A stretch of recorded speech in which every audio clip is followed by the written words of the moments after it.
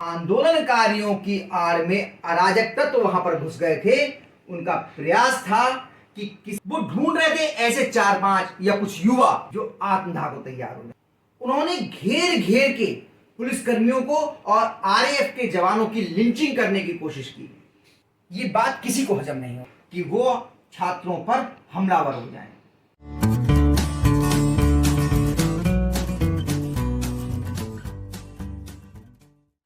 नमस्कार दोस्तों, 26 जुलाई को अचानक देश के शिक्षा मंत्री धर्मेंद्र प्रधान ने अपने पद से इस्तीफा दे दिया। इस इस्तीफे के बाद जहां एक और विपक्षी दलों में और आंदोलनकारी छात्रों में बहुत खुशी का माहौल था, लेकिन एक वर्ग ऐसा भी था जो बहुत ज्यादा आहत था। ये वर्ग था राष्ट्रवादियों का, जो राष्ट्रवादी भारतीय जनता पार्टी के प्रतिबद्ध मतदाता हैं। उन्हें इस बात को लेकर के गुस्सा आ रही थी कि आखिर जब आंदोलनकारी सोनम वांगचुक ने अपना अनशन इस जिद के बिना तोड़ दिया कि धर्मेंद्र प्रधान का इस्तीफा करवाया जाए। प्रमुख विपक्षी दल कांग्रेस के अलावा कोई भी दल इस बात पर अडिग नहीं था कि धर्मेंद्र प्रधान का इस्तीफा हो।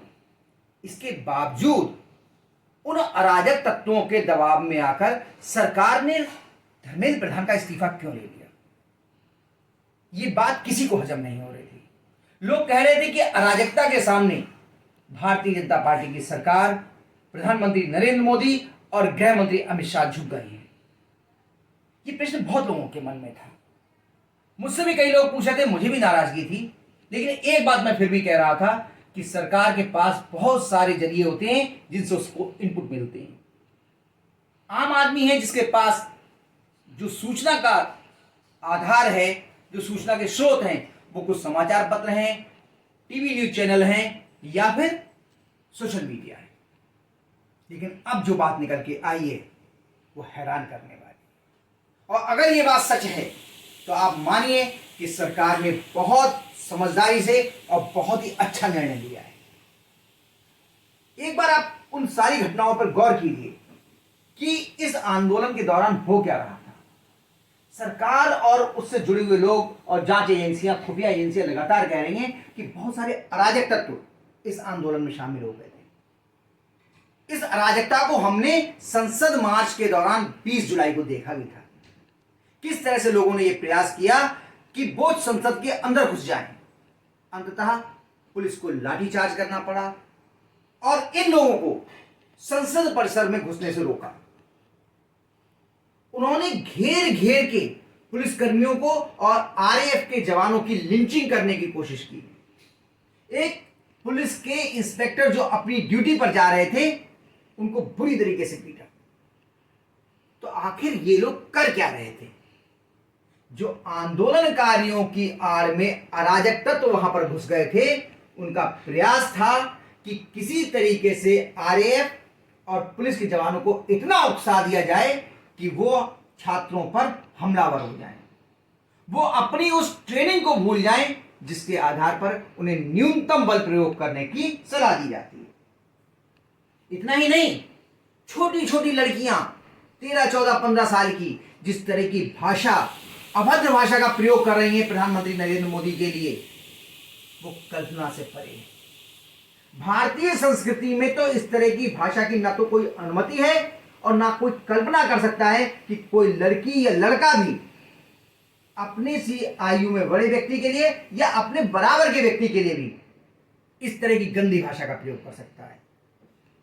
इन सब कामों का केवल एक उद्देश्य था कि किसी तरीके से सुरक्षा बलों को, पुलिस को और आरएएफ को इतना उकसा दिया जाए कि वो छात्रों पर ऐसी कार्रवाई कर दें जिसको पूरी दुनिया में दिखाया जा सके।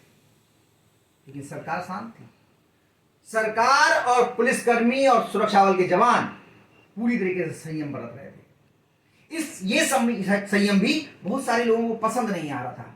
उन्हें लग रहा था कि सरकार घुटनों पे आ गई है उन चंद अराजक तत्वों के लिए, जब चाहे डंडे मार के भगा दे। लेकिन सरकार ऐसा नहीं कर रही है।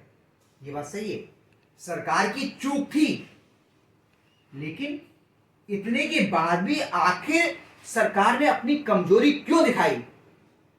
कुछ अपुष्ट सूत्रों से जो जानकारी मिली है वो बहुत हैरान करने वाली है, और हो सकता है कि सरकार के पास इस तरह की कुछ जानकारी गई हो।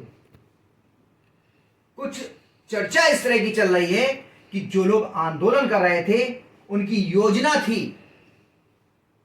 कि ऐसी मांग रखी जाए जिसको सरकार किसी कीमत पे ना माने। उन्होंने, ध्यान दीजिए, परीक्षाओं में सुधार का कोई सुझाव सरकार को नहीं दिया था। उनकी पहली और सबसे दमदारी से जो मांग उठाई गई थी वो थी धर्मेंद्र प्रधान का इस्तीफा।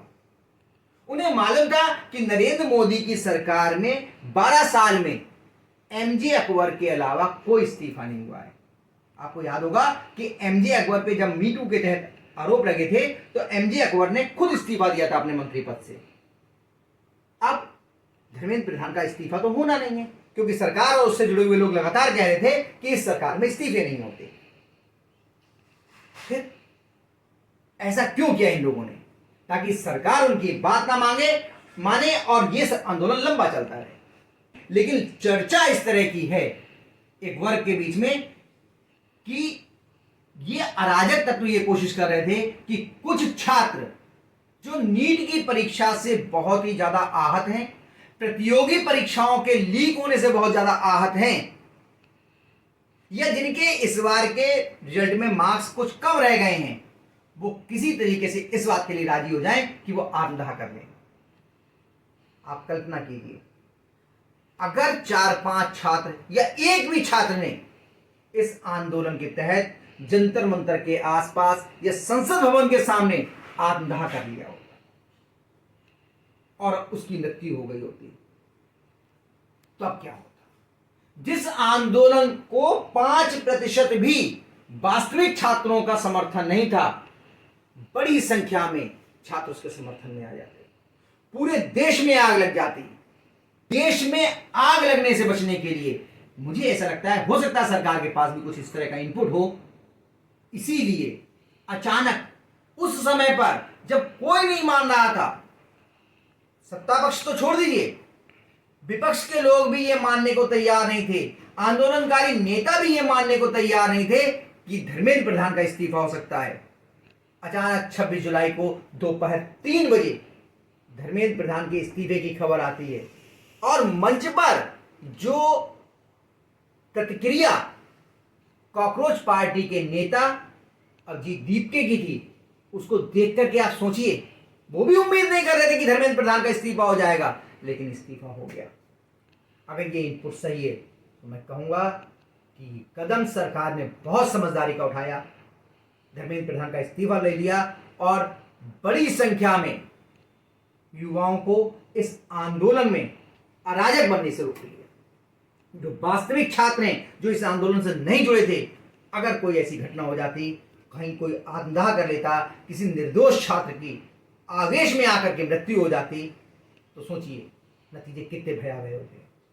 राजनेता अपनी राजनीति चमकाएंगे, उनको सत्ता चाहिए, उनको कुर्सी चाहिए, लेकिन अगर छात्र एक भी इस तरह के आंदोलन की भेंट चढ़ जाता तो ये देश के लिए शर्मसार करने वाली बात होती है। आपको क्या लगता है, अगर ऐसा होने वाला था तो सरकार का कदम सही था या गलत? कमेंट करके जरूर बताइए। आज के अंक में बस इतना ही, अगले अंक में फिर मिलेंगे, तब तक के लिए हर हर महादेव, राम राम।